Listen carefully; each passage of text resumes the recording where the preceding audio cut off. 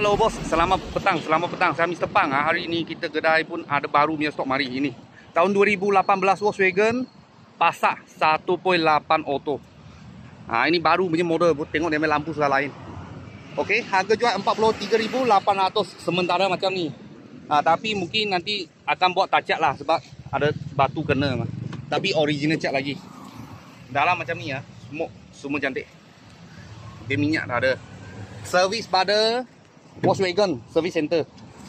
Saya sudah cek sebab saya review ini kereta. Dalam macam ni. Okay, leather semua cantik. Baru sampai ya kereta ni, baru turun trailer saja. Mileage 169. Kalau belakang macam ni. Okey, cat masih okey lagi. Depan ada batu kena sikit-sikit aja. Belakang punya bumper pun cantik. Original cat cantik, tapi depan mungkin touch up lah, nanti nak touch up. Okey, service book ada sini. Kalau tak ada, kita tak berani cakap lah. Okey. Sini. Nampak servis semua ada.